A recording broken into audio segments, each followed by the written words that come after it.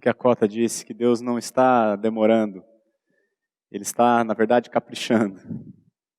Eu espero, sinceramente, irmãos, que ao final de tudo isso, ao final desse isolamento, nós, como igreja, aprendamos, de fato, com tudo isso.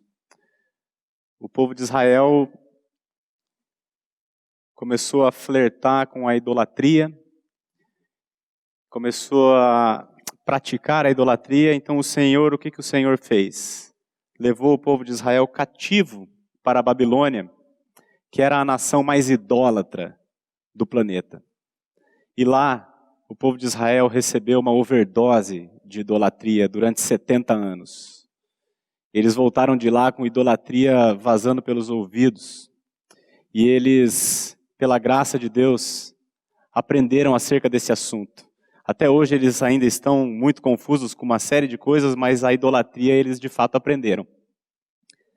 E no meu ponto de vista, irmãos, o que o Senhor tem feito conosco com esse isolamento, Ele está nos dando uma overdose daquilo que nós já estávamos buscando. A nossa geração, a geração atual, é uma geração que já vinha há muito tempo se isolando. Cada um no seu quadrado, cada um na sua tela, cada um no seu celular, cada um no seu mundo virtual. E agora nós estamos recebendo de balde aquilo que nós já estávamos buscando. E o desejo do meu coração, irmãos, é que ao final de tudo isso, de fato, nós aprendamos a valorizar a comunhão dos irmãos. Aprendamos a dar valor no que de fato tem valor, que é a comunhão dos irmãos, que é estar junto, que é poder abraçar. Eu creio que em breve isso tudo vai terminar. E eu espero que a gente saia melhor dessa situação. Eu gostaria de convidar os irmãos nesta noite a estudar uma parábola que Jesus contou, uma parábola que está no Evangelho de Lucas, capítulo 16, dos versos 19 ao 31. Alguns dizem que se trata de uma história, outros entendem que é uma parábola. Para nós, pelo propósito da noite, é indiferente a gente entender como uma ou como outra. Eu tenho a tendência de crer que é uma parábola, a parábola do homem rico e Lázaro. Sem sombra de dúvidas, irmãos, essa parábola que Jesus contou é uma das parábolas mais perturbadoras registradas nas Escrituras. Porque é uma parábola que trata sobre a dura realidade do inferno. Aí você vai me perguntar, nossa, mas por que você escolheu falar sobre o inferno? Porque eu não sei, irmãos, eu não sei no teu ponto de vista, mas na minha forma de enxergar, eu vejo a igreja de hoje, a igreja cristã do Brasil e do mundo, como uma igreja extremamente mundanizada. O que é uma igreja? O que é um ser mundano? O ser mundano é aquele que entende e crê que o mundo é tudo. Que a nossa vida se restringe, se resume a este mundo. E um ser mundano, por entender assim, vive como tal.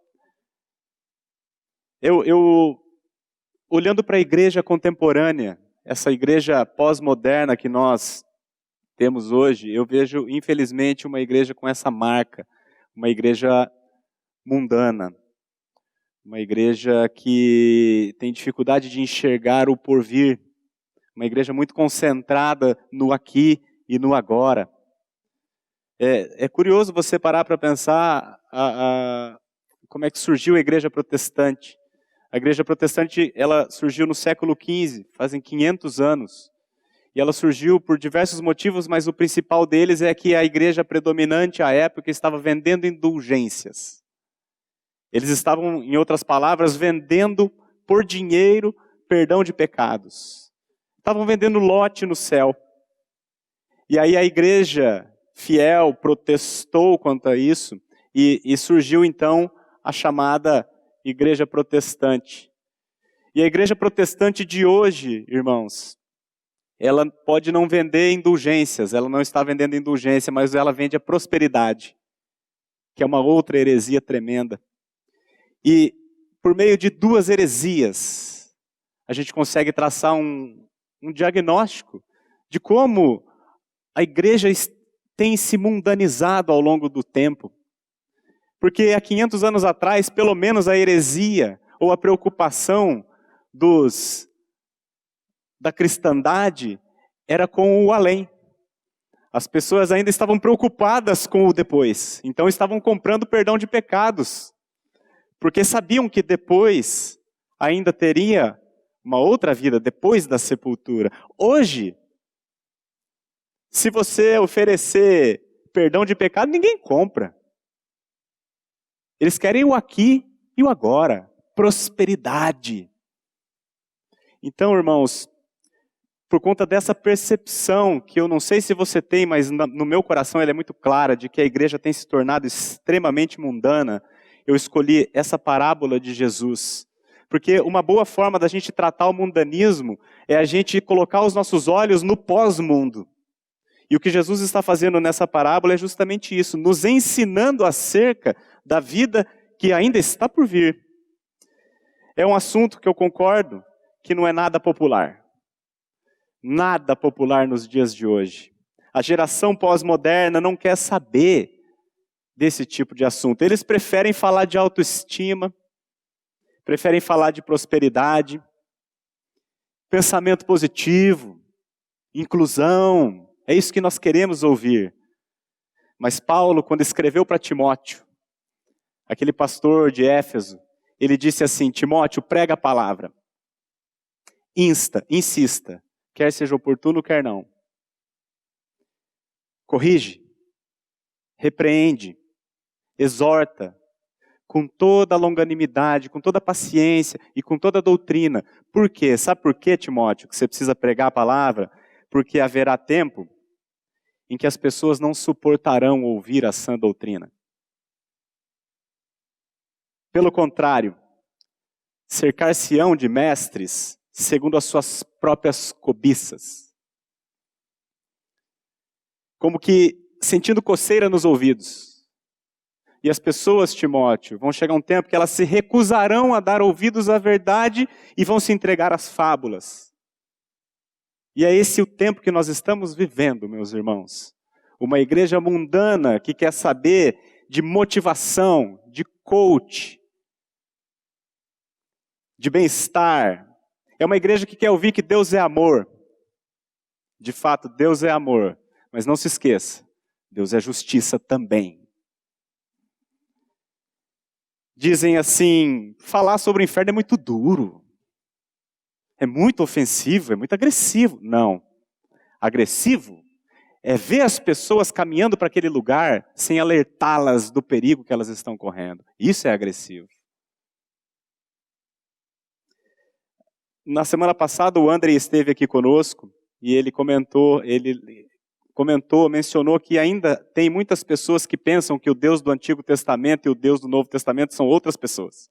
Não, o Deus do Antigo Testamento é um, mas depois quando veio Jesus inaugurou a era da graça. Não é assim, irmãos. Jesus Cristo, Deus é o mesmo, ontem, hoje e sempre o será. E Jesus Cristo, por incrível que pareça, ele foi justamente o homem que mais falou sobre o inferno em toda a Bíblia. Ele falou, a palavra inferno aparece no Antigo Testamento inteiro só 10 vezes. Jesus, o Filho de Deus, falou do inferno mais do que ele falou sobre o céu. Ele falou mais sobre o inferno do que todas as outras pessoas juntas, somadas, falaram. Ele diz assim, Jesus que inaugurou a graça, no entendimento de alguns. Ele diz assim, se a tua mão te faz tropeçar, corta, pois é melhor entrares maneta na vida do que tendo as duas mãos ires para o inferno, para o fogo inextinguível, onde não lhes morre o verme, nem o fogo se apaga. E se o teu pé te faz tropeçar, corta-o. É melhor entrares na vida aleijado do que tendo os dois pés seres lançado no inferno, onde não lhes morre o verme, nem o fogo se apaga. E se um dos teus olhos te faz tropeçar, arranca-o. É melhor entrares no reino de Deus com um só dos teus olhos, do que tendo os dois seres lançados no inferno, onde não lhes morre o verme, nem o fogo se apaga. Marcos, capítulo 9, 43 a 48. A palavra inferno aparece só 10 vezes em todo o Antigo Testamento. E nesta frase de Jesus ele falou 3 vezes. Certamente, irmãos, o inferno não é um assunto agradável, não é um assunto palatável, mas isso não muda o fato de que ele existe. E se Jesus falou tanto dele, é importante nós considerarmos isso. Então eu gostaria agora então de convidar o irmão, se você tem a sua Bíblia em casa, abra no Evangelho de Lucas, capítulo 16. Nós vamos ler o texto então, dos versos 19 até o 31. Vamos fazer como a gente tem feito, uma leitura corrida do texto, e aí depois a gente volta e a gente medita no texto pausadamente para compreendermos nas minúcias o que o Senhor Jesus está nos ensinando. Antes de lermos o texto, eu gostaria, é claro, de pedir o auxílio do Senhor para esse momento. Pai, nós te louvamos pelo privilégio que nós temos de estar diante daquilo que há de mais precioso sobre a face da terra, que é a Tua Palavra. É o ensino de Jesus acerca das coisas vindouras e que ao coração natural do homem certamente não são agradáveis essas palavras. Todavia, Senhor, é a palavra da vida. É a palavra dita com misericórdia. É a palavra dita em amor. Então o que nós te pedimos é que o Senhor concentre-nos na Tua Palavra. Coloque os nossos olhos nela e somente nela. E o Senhor, por meio do Teu Espírito, revele a verdade da Tua Palavra aos corações, para que haja salvação e para que haja glória ao nome de Jesus. E é no nome dEle que nós oramos. Amém. Vamos então, irmãos, fazer uma leitura desse texto. Lucas capítulo 16, versos 19 a 31. Ora, havia certo homem rico que se vestia de púrpura e de linho finíssimo, e que todos os dias se regalava esplendidamente. Havia também certo mendigo, chamado Lázaro, coberto de chagas, que jazia à porta daquele, e desejava alimentar-se das migalhas que caíam da mesa do rico. E até os cães vinham lamber-lhe as úlceras. Aconteceu morrer o mendigo e ser levado pelos anjos para o seio de Abraão. Morreu também o rico e foi sepultado. No inferno, estando em tormentos, levantou os olhos e viu ao longe a Abraão e Lázaro no seu seio. Então, clamando, disse: Pai Abraão, tem misericórdia de mim, e manda Lázaro que molhe em água a ponta do dedo e me refresque a língua, porque estou atormentado nesta chama. Disse, porém, Abraão: Filho, lembra-te de que recebeste os teus bens em tua vida, e Lázaro igualmente os males. Agora, porém, aqui ele está consolado, tu em tormentos. E além de tudo, está posto um grande abismo entre nós e vós, de sorte que os que querem passar daqui para vós outros não podem, nem os de lá passar para nós. Então replicou: Pai, eu te imploro que o mandes à minha casa paterna, porque tenho 5 irmãos, para que lhes dê testemunho, a fim de não virem também para este lugar de tormento. Respondeu Abraão: Eles têm Moisés e os profetas, ouçam-nos. Mas ele insistiu: Não, pai Abraão, se alguém dentre os mortos for ter com eles, arrepender-se-ão. Abraão, porém, lhe respondeu: Se não ouvem a Moisés e aos profetas, tampouco se deixarão persuadir, ainda que ressuscite alguém dentre os mortos.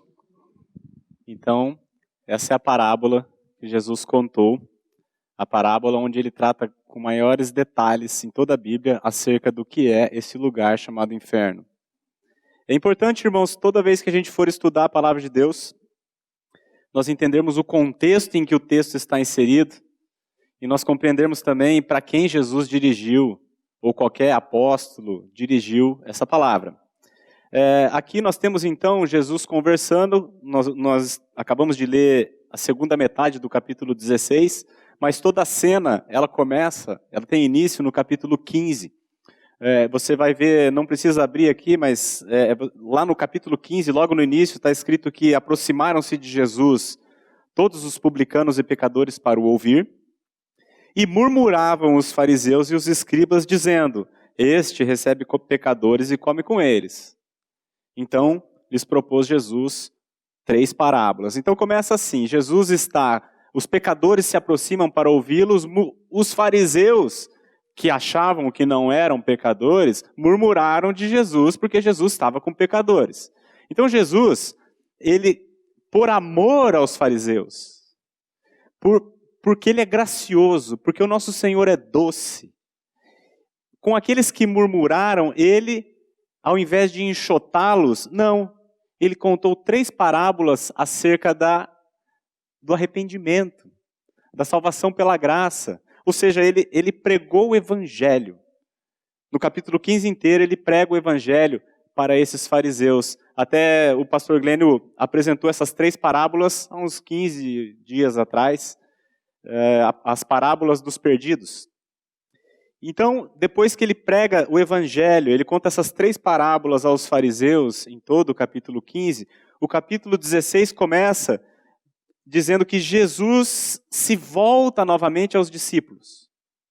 Então ele estava com os pecadores, ele prega a palavra para os fariseus e se volta novamente aos seus discípulos, e ele conta uma parábola aos discípulos, uma parábola sobre o risco de amar o dinheiro, o risco de amar o mundo mais do que as coisas vindouras. E nisso os fariseus, que tinham acabado de ouvir o evangelho, estavam ali do lado, ouvindo também. Ouvindo o que Jesus essa parábola que ele dirigiu agora aos discípulos.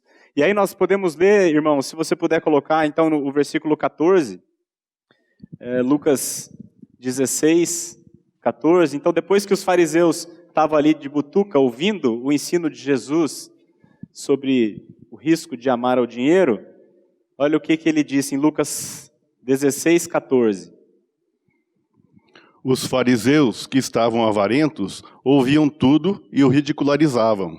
Olha só, os fariseus, que eram avarentos, ao ouvirem Jesus ensinar sobre o risco de amar ao dinheiro, eles ouviam tudo isso e o ridiculizavam. Tiraram sarro de Jesus. A minha reação, irmãos, depois eu preguei o evangelho para eles, voltei, estou falando com meus discípulos. Eles primeiro tinham ouvido murmurar, agora eles vieram tirar sarro, ridicularizar. A minha reação seria mandá-los imediatamente para o inferno. Vá para o inferno você. E Jesus tinha o poder de fazer isso, né? Mas Jesus não é isso que ele fez. A Bíblia diz que Jesus volta-se novamente para eles. Porque o nosso Senhor é uma pessoa doce. O nosso Senhor é o Senhor da graça. Mesmo sabendo que aqueles homens eram seus assassinos, que aqueles homens iriam crucificá-lo dentro em breve, Jesus, em graça, os ensinou acerca deste assunto chamado inferno. Porque esses homens estavam indo para o inferno a passos largos, sem saber. Então Jesus os amou. E todas as vezes, irmãos, que nós fomos falar sobre esse assunto com alguém, nós vamos fazer como o nosso Senhor, em graça, em amor, com a expectativa de que a pessoa se arrependa a tempo. Então, essa parábola que o Senhor contou, ele contou para os fariseus, que acreditavam estar salvos. Jesus queria mostrar para eles, qual é o propósito de Jesus ao contar essa parábola? Mostrar para os fariseus que a maioria das pessoas que vão para o inferno, vão e chegam no inferno, mas aqui elas acreditavam estarem salvas. Os fariseus acreditavam estar salvos. E os fariseus eram a sua maioria. Dentre os judeus, aqueles que seguiam a seita dos fariseus era algo em torno de 70% a 80% da população. O que Jesus queria ensinar para eles é que as pessoas que vão para o inferno, a maioria, vão achando que estão salvas. Então ele conta essa parábola para nós, que está dividida em dois grandes blocos. A primeira parte é uma narrativa, que apresenta duas vidas completamente contrastantes uma à outra. E a gente vê que são dois homens que se contrastam.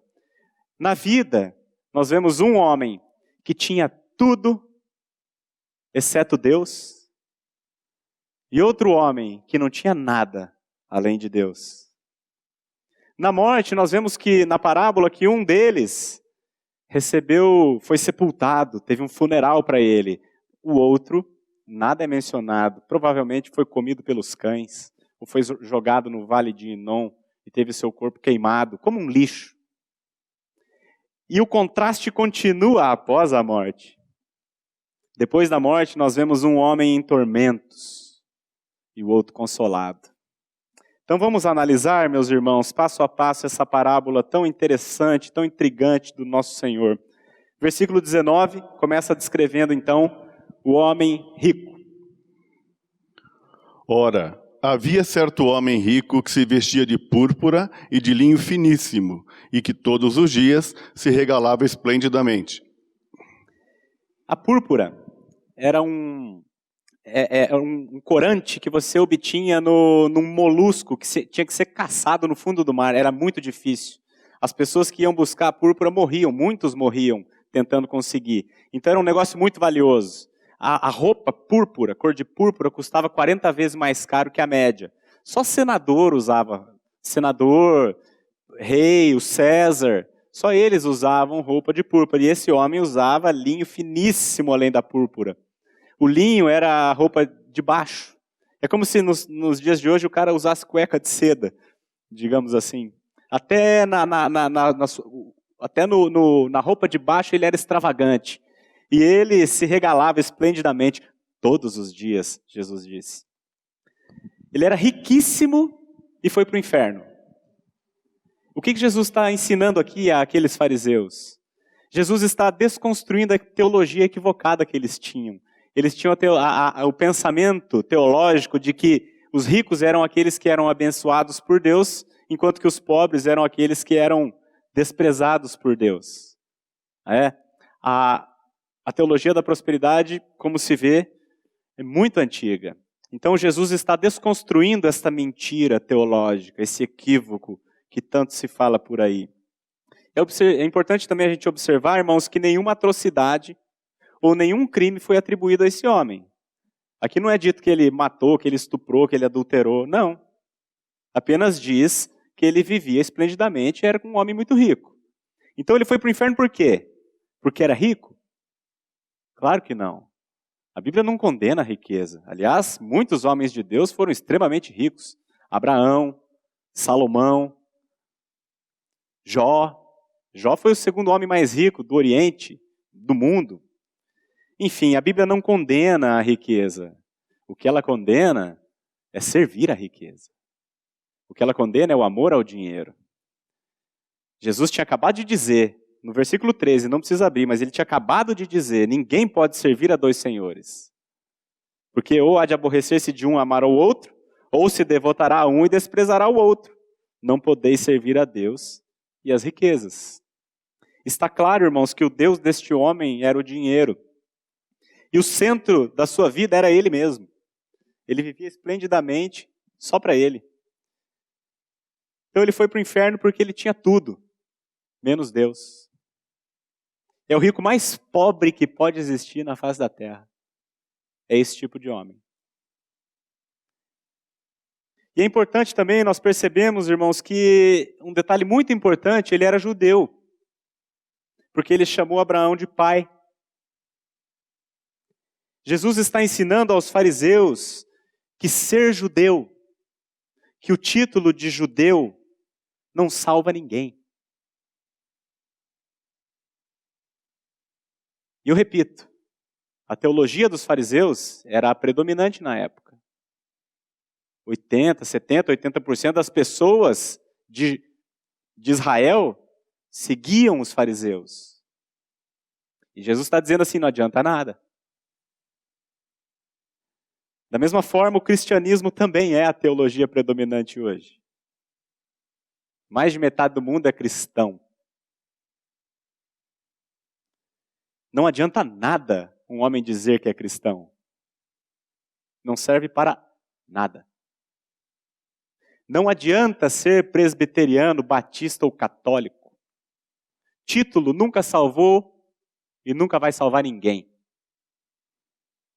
Também não adianta ser filho de crente. Porque a salvação, o arrependimento, a fé, elas são individuais. Uma vez eu fui num velório de uma pessoa que trabalhava comigo, um amigo meu, o pai dele faleceu. Lá no velório eu falei, cara, o teu pai creu no Senhor. Aí ele virou para mim e disse assim, não, ele não, mas a minha mãe é uma mulher de fé. Eu falei, infelizmente, eu não falei, óbvio que não. Mas a fé é individual, o arrependimento é individual, a salvação é individual. Não é não é hereditária. E não é por ninguém ser membro de nenhuma comunidade e levar uma placa de igreja. Verso 20, vamos ver agora o que ele diz sobre 20 e 21, pode ler, irmão. Havia também certo mendigo chamado Lázaro, coberto de chagas, que jazia à porta daquele, e desejava alimentar-se das migalhas que caíam da mesa do rico, e até os cães vinham lamber-lhe as úlceras. E aqui então Jesus continua desconstruindo a teologia equivocada dos fariseus. Um ser desprezível, que viveu uma vida medíocre e foi para o céu. Isso aí era inconcebível na mente do povo naquela época. Então Jesus está dizendo aqui que tem crente que é rico e tem crente que é pobre. Tem crente que é bonito e tem crente que é feio. Estão apontando para o Maurício ali, falei do crente feio, apontaram para o pastor Maurício, coitado ali. Crente também perde o emprego, irmãos. Crente também fica doente. Nós tivemos aqui recentemente um irmão que faleceu de Covid. O irmão Claudécio, eu não pude conhecê-lo pessoalmente, mas o pastor Maurício, que conviveu com ele, me disse desse irmão. E é um irmão, é crente, pegou o coronavírus e faleceu. Só que, irmãos, quando esse irmão partiu daqui, ele deixou a maior riqueza que um pai pode deixar para sua família. A certeza de que ele está no seio de Abraão. Quer conforto maior, meus irmãos? Acabei de encontrar o irmão Júlio aqui, estava com saudade dele, fazia tempo que a gente não se via. E eu comentei com ele, Júlio, esses dias me deu uma saudade da tua mãe, Dona Cecília.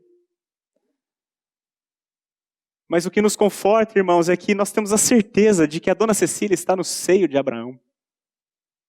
Está na glória, confortável. A riqueza do crente, irmãos, é a certeza da salvação. E essa certeza ele deixa de herança para todos os que ficam quando ele parte. Veja, irmãos, que nenhuma virtude foi atribuída a ele. Da mesma forma que nenhum crime foi atribuído ao homem rico, também nenhuma virtude foi atribuída a Lázaro. Ele fez boas obras, um cara que fez isso, fez aquilo. Não, nada é falado dele. E é curioso que Lázaro, o nome Lázaro, é a única vez que Jesus dá o nome a um personagem de parábola. Até por isso, alguns acham que não seja uma parábola, mas uma história real. Mas a única vez que Jesus dá nome a um personagem na parábola é aqui. E é muito interessante porque o nome Lázaro, ele é proveniente, ele é uma adaptação do hebraico Eleazar, que significa o Senhor é meu auxílio.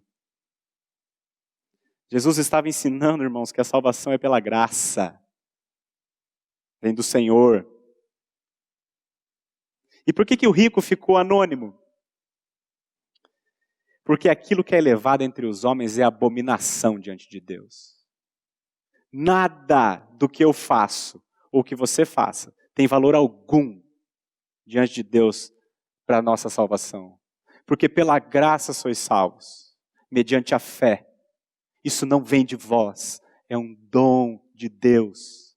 Não vem das obras para que ninguém se glorie. Lázaro, aquele a quem Deus ajuda. Irmãos, não é o foco de Jesus pregar o evangelho nessa parábola, mas eu vou pregar o evangelho para vocês. Todos nós, quando nascemos neste mundo, sem exceção, todos nós somos iguais a este homem rico que foi para o inferno. Todos nós, sem exceção, nascemos autocentrados. Nascemos preocupados com o nosso bem-estar e nascemos totalmente indiferentes para com Deus, como este homem da parábola era. Nós merecíamos estar lá, neste lugar de tormentos, todos. Mas Deus amou o mundo de tal maneira que Ele deu o seu Filho unigênito, para que todo aquele que nele crê não pereça, mas tenha a vida eterna no seio de Abraão. Verso 22 e 23. Aconteceu morrer o mendigo e ser levado pelos anjos para o seio de Abraão. Morreu também o rico e foi sepultado. No inferno, estando em tormentos, levantou os olhos e viu ao longe a Abraão e Lázaro no seu seio. A morte é democrática. Ela chega para todos. Rico, pobre, mulher, homem, negro, branco, para todos. A morte, ela é mais que democrática, ela é comunista. Ela é comum a todos os homens. Morreu também o rico e foi sepultado. Esse homem rico, esse homem glorioso foi sepultado. Imagina o funeral dele. Quantas pessoas chorando. Aquela música linda, fúnebre. Quantos discursos. E no final, quando colocam ele na sepultura e jogam a última pá de cal, ainda dizem assim, descanse em paz. Descanse em paz, só que não, né? E o mendigo não foi sepultado. Jesus é detalhista, né? O mendigo não foi sepultado. Provavelmente, como eu disse, o corpo dele deve ter sido jogado para os próprios cães que vinham lamber-lhe as úlceras. Provavelmente os cães mesmo já se tornaram o sepulcro desse homem, né? O que Jesus está ensinando aqui? Que o corpo morre, mas a alma não. Nós somos criados à imagem e semelhança de Deus. Logo, nós somos eternos, todos nós. O que difere é o destino, mas que todos são eternos, isso todos nós somos. Ensino claro de Jesus. E o destino só existe em dois, para baixo e para cima. E a Bíblia diz aqui que no inferno esse homem, estando em tormentos, levantou os olhos e viu. Ou seja, o homem tem total consciência no inferno. Não é um lugar de penumbra, é um lugar de consciência. E outro detalhe, a viagem até lá é instantânea. Morreu, está lá. Apesar de ser longe, chega na hora. É como se fosse uma trasladação. Morreu, acabou, está lá. Por isso, irmãos, nós não oramos pelos mortos. Não faz sentido nenhum. Nós oramos, sim, pelos que ficam. Agora, os que foram, foram. E agora, então, a gente entra na segunda metade da parábola, que é o diálogo entre o homem rico lá no inferno e Abraão. Vamos dar uma olhada? Podemos ler aqui os versos, só o verso 24, irmão. Então, clamando, disse: Pai Abraão, tem misericórdia de mim, e manda a Lázaro que molhe em água a ponta do dedo e me refresque a língua, porque estou atormentado nesta chama. Esse é o único testemunho pessoal do inferno registrado na Bíblia. É um testemunho de alguém que foi para lá e está dizendo como é que é. Estou atormentado nesta chama. A Bíblia diz que clamando disse: Pai Abraão, tem misericórdia de mim. Ele clamou por misericórdia, mas não recebeu. Porque o tempo de misericórdia é agora. Isaías 55, 6 e 7, não precisa abrir, diz assim: Buscai ao Senhor enquanto se pode achar, Invocai-o enquanto está perto. Deixe o perverso o seu caminho, o iníquo os seus pensamentos. Converta-se ao Senhor, que se compadecerá dele. E volte-se para o nosso Deus, porque é rico em perdoar. Jesus diz assim, irmão, o que vem a mim, de modo nenhum eu lançarei fora. De modo nenhum eu lançarei fora aquele que vem a mim. Buscai o Senhor enquanto é tempo. Esse homem estava com sede, pediu para molhar a ponta do dedo em água. Jesus diz assim, aquele que crê em mim jamais terá sede. Jamais. E é interessante a postura desse homem, né? Lá no inferno ele vê Abraão e Lázaro e ele nem se dirige a Lázaro. Ele fala assim, Abraão, manda Lázaro que molhe a ponta do dedo na água e traz para mim aqui.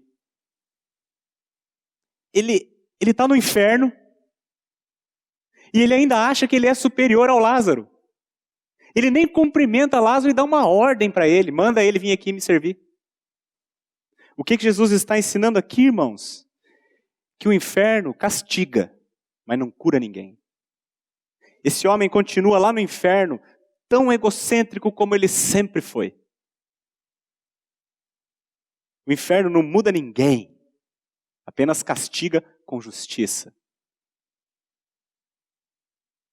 O purgatório não existe. A doutrina do purgatório não encontra apoio na Bíblia. E aqui Jesus parece estar sendo bem claro com relação a isso.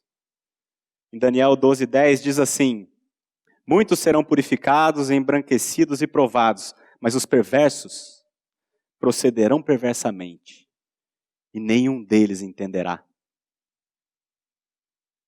Apocalipse 22:11 diz assim, continue o injusto fazendo injustiça, continue o imundo ainda sendo imundo. Este homem aqui no inferno continua sendo imundo. Pai, manda o Lázaro vir me servir aqui. A postura dele deveria ser, Lázaro, me perdoa por eu nunca ter olhado para você. Mas não, vem aqui. E é estranho assim, que ele pede que ele molhe a ponta do dedo em água. Hoje eu fui correr, estava calor, eu corri na hora do almoço, meio-dia. Nossa, eu cheguei com a sede, aí tomei 2 isotônicos, fiz uma limonada, tomei mais 1,5 litro de água, tomei aquele de suco, tomei quase 3 litros de líquido, e aí eu dei uma saciada. Agora você pensa assim, esse cara está no inferno, ardendo, e ele pede uma gota de água? Por que ele não pediu um balde de água? Por que ele não pediu uma mangueira? Porque Jesus está querendo ensinar para aqueles ouvintes que o inferno é um lugar que você não vai ter o mínimo alívio. Nem uma gota de água. O inferno é um terrível lugar de tormento eterno, é isso que Jesus está ensinando. E por que ele está ensinando? Por causa da graça dele. Porque ele queria que aqueles homens percebessem para onde eles estavam indo. Existem 2 visões, irmãos, acerca do inferno. Tem muitos que dizem que o inferno é a total ausência de Deus. É o único lugar do mundo onde Deus não está. Então lá é o inferno. Essa é uma visão. Eu tenho a tendência de crer de uma outra maneira. A Bíblia diz que Deus é onipresente. Logo, Ele está em todos os lugares, inclusive no inferno.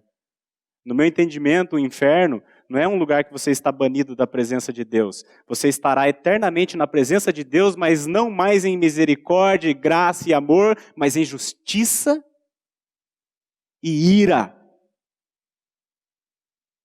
Ira justa e necessária à santidade de Deus. Na minha compreensão, essa é a definição de inferno, estar eternamente diante da ira de Deus. E se você quer saber o que é a ira de Deus, basta você olhar para a cruz do Filho dele.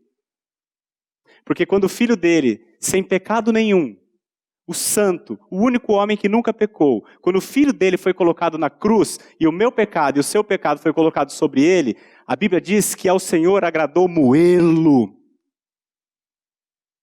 Jesus foi crucificado, foi cuspido, foi humilhado, foi vituperado, apanhou, foi humilhado, não pelos homens, mas porque Deus castigou com a sua ira o pecado meu e seu no filho dele.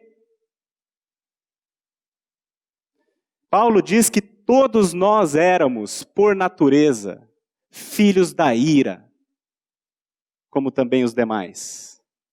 Todos nós éramos, por natureza, filhos da ira, como também os demais.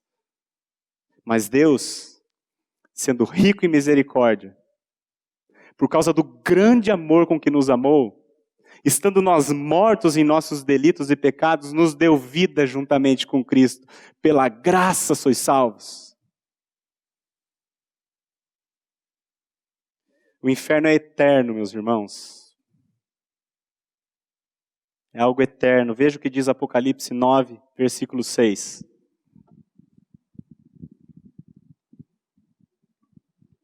Apocalipse 9, versículo 6.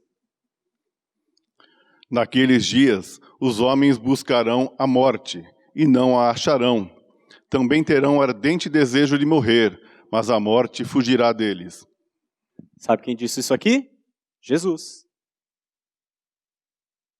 Naqueles dias, os homens buscarão a morte e não a acharão. Também terão ardente desejo de morrer, mas a morte fugirá deles. Você consegue imaginar essa cena, irmão?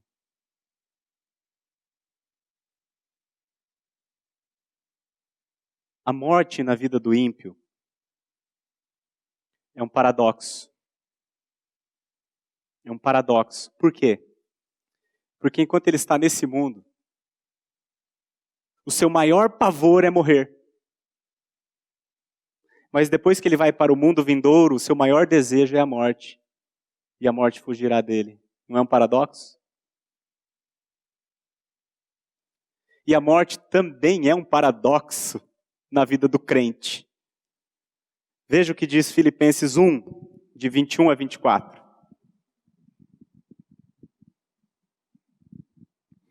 Porquanto, para mim o viver é Cristo, e o morrer é lucro. Entretanto, se o viver na carne traz fruto para o meu trabalho, já não sei o que hei de escolher. Ora, de um e outro lado estou constrangido, tendo o desejo de partir e estar com Cristo, o que é incomparavelmente melhor. Mas por vossa causa é mais necessário permanecer na carne. Percebe aqui o paradoxo? Para mim o viver é Cristo e o morrer é lucro. Entretanto, se eu ficar na carne traz fruto para o meu trabalho, ou seja, se eu ficar aqui mais um pouco nesse tabernáculo aqui, se eu ficar aqui mais um pouco, outras pessoas puderem conhecer a glória do meu Senhor, então eu fico.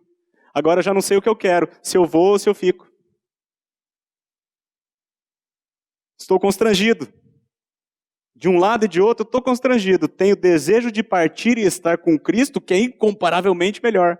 Mas por vossa causa é mais necessário eu permanecer na carne. Não é um paradoxo?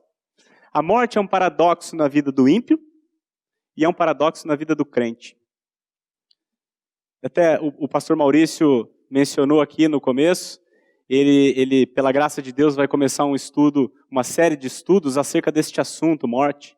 Eu já tive o privilégio de ter contato com o primeiro e eu creio que vai ser uma bênção para a nossa comunidade. Porque quando a gente estuda essas coisas, a gente eleva os nossos olhos para o além deste mundo aqui. Eu acho que é isso que a igreja contemporânea precisa. Olhar para depois, olhar para cima, olhar para frente. Irmãos, o céu... Sabe quem disse essa frase aqui de Filipenses que nós lemos? Paulo. Quem foi Paulo? Paulo foi um homem que subiu ao terceiro céu. Infelizmente, ele não consegue fazer um relato de como é lá, porque as coisas que ele viu não existem palavras que possam descrevê-las. São coisas inefáveis que são ilícitas à boca humana pronunciar. Por isso, ele queria demais ir embora. Estar com Cristo, que é incomparavelmente melhor.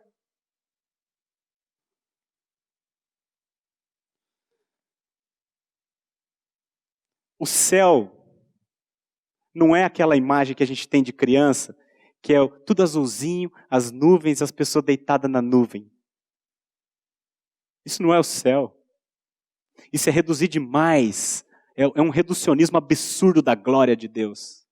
O céu não é isso, irmãos. O céu é inefável. A nossa mente não pode compreender o que é aquela glória.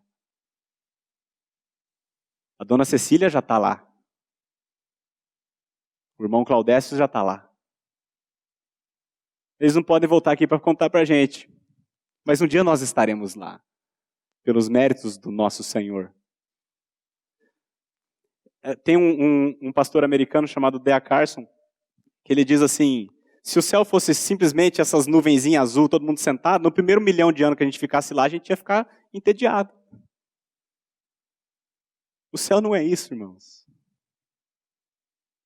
Esse mesmo pastor, ele diz assim, que lá, ele crê, que lá não haverá uma única idioma, uma única língua, porque a Bíblia diz que lá haverá povos de todas as línguas e nações. Então lá vai ter milhares de dialetos. Daí você vai dizer assim, nossa, mas vai demorar 100.000 anos para eu aprender todos os idiomas. E daí? Você tem tempo lá. Não vai ser um lugar chato, monótono. Vai ser um lugar glorioso. Se esse mundo aqui, caído como é, já é lindo. A criação do Senhor é estupenda. Você imagina lá. A glória é perfeita. Meu Deus. Vamos continuar, senão a gente não consegue terminar. Versículo 25.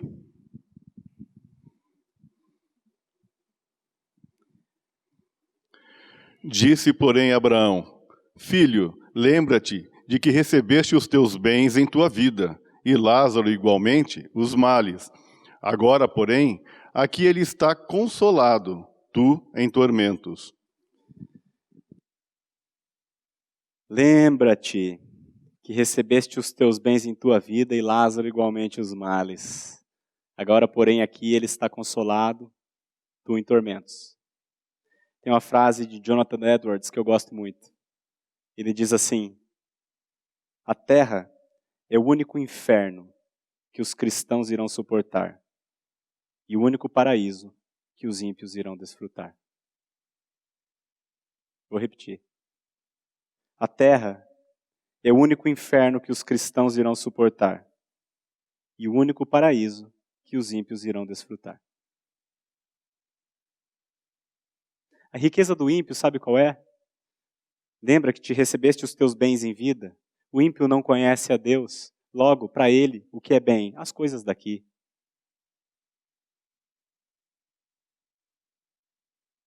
Essa é a riqueza do ímpio. Qual é a nossa riqueza, irmãos? A glória de Deus. O Senhor Jesus Cristo.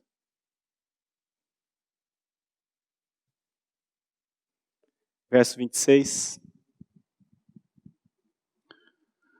E além de tudo, está posto um grande abismo entre nós e vós, de sorte que os que querem passar daqui para vós outros não podem, nem os de lá passar para nós. Então, novamente aqui, não existe purgatório. Não existe. Os que querem passar daqui para lá... Não... É estranha essa expressão, né? Como é que alguém vai querer estar no céu e passar daqui para lá? Sabe por quê, irmãos? Eu suponho.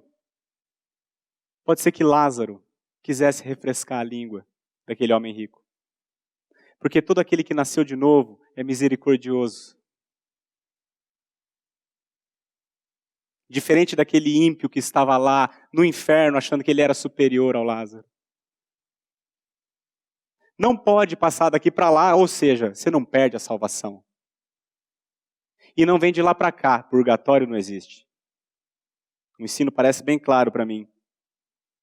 Hebreus 9, 27 diz que aos homens está ordenado morrerem uma só vez e vindo depois disso o quê? O juízo. O tempo de arrependimento e misericórdia é agora. É agora. Buscai o Senhor enquanto se pode achar. Ele é rico em perdoar. Aquele que vem a mim, de modo nenhum eu lançarei fora. Hoje, se ouvirdes a sua voz, não endureçais o vosso coração. 27 e 28. Então replicou: Pai, eu te imploro que o mandes à minha casa paterna, porque tenho 5 irmãos, para que lhes dê testemunho, a fim de não virem também para este lugar de tormento. De repente, o ateu virou evangelista. Manda lá pregar a palavra para meus irmãos. Irmãos, o mundo está cheio de ateus, mas no inferno não vai ter nenhum sequer. A Bíblia diz que ao nome de Jesus, todo joelho se dobrará no céu, na terra e debaixo da terra.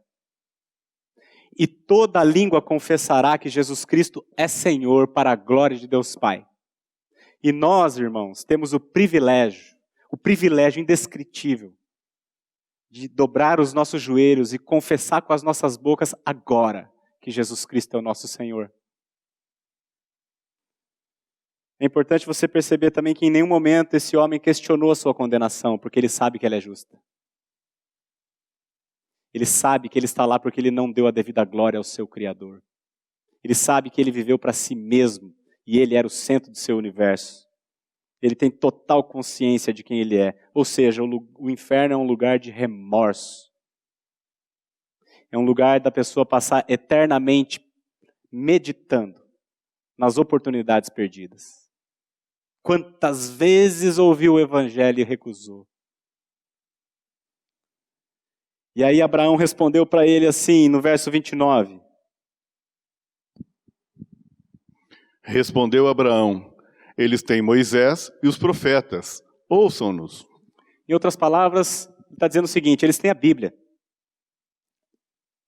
como você também tinha. Moisés e os profetas é o Antigo Testamento. O Antigo Testamento também salva, viu? Para aqueles que pensam que o Deus do Antigo Testamento é outro, do Novo Testamento. Não. É o mesmo. Eles têm Moisés e os profetas. Ouçam-nos. Você também tinha, homem rico. Nunca quis ouvir. Agora, eles, irmãos, os irmãos desse homem rico, eles tinham Moisés e os profetas. Nós temos muito mais. Nós temos o Filho. O livro de Hebreus começa dizendo assim: havendo Deus outrora falado muitas vezes, de muitas maneiras aos nossos pais pelos profetas, nesses últimos dias ele nos falou pelo Filho. Nós temos Moisés, os profetas, os evangelhos, as epístolas, Apocalipse, nós temos a Bíblia inteira. Negligenciar a palavra de Deus é a maior insensatez que um ser humano pode cometer. O homem rico e os seus irmãos tinham a palavra, Moisés e os profetas, e a desprezaram. Todos nós temos a palavra. Se você está me ouvindo hoje na internet, na própria internet, tem centenas e milhares de versões e traduções, todas grátis. Muitos de nós, os cristãos, têm desprezado a palavra de Deus. Não têm atentado para o seu valor. Não têm o menor interesse pela palavra. Aí eu pergunto, até quando? Até quando você vai usar a Bíblia como um amuleto que enfeita a sala aberta no Salmo 91? Isso é um alerta solene de Jesus com relação à negligência às Escrituras. A Bíblia é o livro mais vendido do mundo, o livro mais publicado do mundo, e sem medo de errar, um dos menos lidos.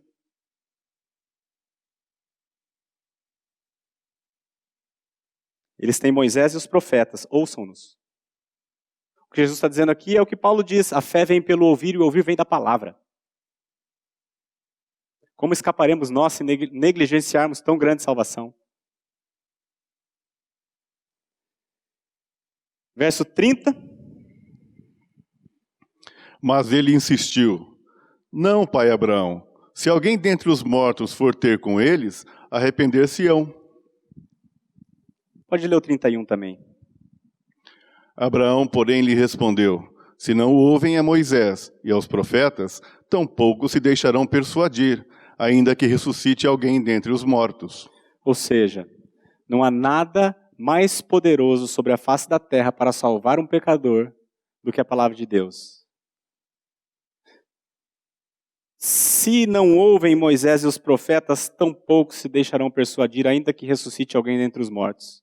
E o próprio Jesus confirmou essa tese logo depois. O pastor Grêmio, no domingo passado, pregou sobre a ressurreição de um homem chamado, curiosamente, Lázaro. Não é o mesmo aqui da parábola, é o Lázaro, irmão da Maria e da Marta. Quando Jesus ressuscitou Lázaro, os fariseus creram?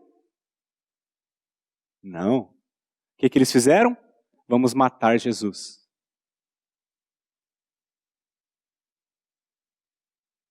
E o próprio Cristo, ele mesmo ressuscitou. E quem creu? Quem creu em nossa pregação? Então, irmãos, o resumo do ensino de Jesus com essa parábola, vou sintetizar em 3 pontos. Primeiro, o inferno é real. O inferno existe. É um terrível lugar de tormento e milhões de pessoas já estão lá. Enquanto nós falávamos aqui, nesses minutos, milhares de pessoas chegaram lá. Primeiro ponto. Segundo, a maioria das pessoas que vai para o inferno acreditavam estar salvas. É isso que Jesus está ensinando aqui na parábola. O homem rico acreditava ser salvo. Os fariseus da sua época acreditavam ser salvos. E os fariseus eram a maioria do seu tempo, assim como o cristianismo é a maioria hoje. O IBGE diz que 86% da população brasileira é cristã. Você acha que 86% do Brasil está salvo? Essa beleza de país que nós temos. E o terceiro ponto do ensino de Jesus é que a palavra de Deus, este livro aqui, a Bíblia, é o que há de mais valioso na face da terra. É o que há de mais poderoso para salvar. E como eu aplico esse ensino de Jesus às nossas vidas hoje? Primeiro, você que é membro da nossa comunidade, tem ouvido a palavra aqui há tanto tempo, certamente já aprendeu que quem não nascer de novo não vai para o reino de Deus. Não pode ver o reino de Deus. Ótimo, é muito bom você saber isso. Agora eu te pergunto, você já nasceu de novo? Você de fato já se arrependeu de quem você é? Você já invocou o nome do Senhor? Você já teve o discernimento de quão depravado e pecador é você? Você já nasceu de novo? Essa é a primeira aplicação. Segundo, se você já nasceu de novo, já creu, já teve a graça de crer no Evangelho, pregue o Evangelho aos seus amados enquanto dá tempo. Porque lá não dá. E a terceira aplicação para a gente fechar. A Bíblia é a palavra de Deus. Leve ela a sério, antes que seja tarde. Vamos orar? Pai, nós te damos graças, Senhor, pelo privilégio que nós temos de contemplar gratuitamente, de maneira livre, a beleza e o poder da Tua palavra. Ó Senhor, não permita que nos distraiamos com as tolices fúteis deste mundo, mas que antes nós ocupemos a nossa mente, o nosso coração com a Tua lei, com a Tua palavra, porque nela está o poder da salvação. Meu Pai, eu quero te agradecer em nome de Jesus por aquilo que o próprio Senhor Jesus fez em nosso favor. Porque todos nós éramos como este homem rico, autocentrado, egoísta, que só pensa em si mesmo e não dá a mínima para quem tu és. Nós éramos como os demais, filhos da ira. Mas o Senhor, por causa do amor com que o Senhor nos amou, o Senhor mandou o teu Filho para sofrer toda a tua ira em nosso lugar. Nós te louvamos pela pessoa bendita de Jesus Cristo e pela sua obra na cruz. E nós te pedimos que, acaso tenha alguém aqui que nos ouve nesse momento, que ainda não creu, que ainda não se arrependeu, que ainda não nasceu de novo, tenha misericórdia dessa pessoa, Senhor. E conduza essa pessoa às Escrituras para te conhecer. As Escrituras mostram quem nós somos e quem Tu és. E é por meio dela, e somente dela e o Teu Espírito, que nós temos a salvação. Nós te agradecemos pela Bíblia, te louvamos por Jesus Cristo e te louvamos pelo Espírito Santo que nos convence do pecado. No nome de Jesus que nós oramos. Amém. A Livraria PIB Londrina procura selecionar cuidadosamente seus títulos e autores a fim de oferecer um conteúdo alinhado com o Evangelho de Jesus Cristo. Bíblias, livros de teologia, devocionais, literatura infantil, biografias, comentários bíblicos e muito mais. Dispomos também de um acervo de CDs e DVDs das mais de 5.000 mensagens ministradas na Primeira Igreja Batista em Londrina. Visite a Livraria PIB Londrina e conheça ainda mais. Livraria PIB Londrina, de segunda a sexta, das 13h30 às 18 horas. Endereço na Avenida Paraná, 76A, próximo ao Calçadão, bem no centro de Londrina. Ligue para 3372-8921 ou acesse o site www.livrariapiblondrina.com.br.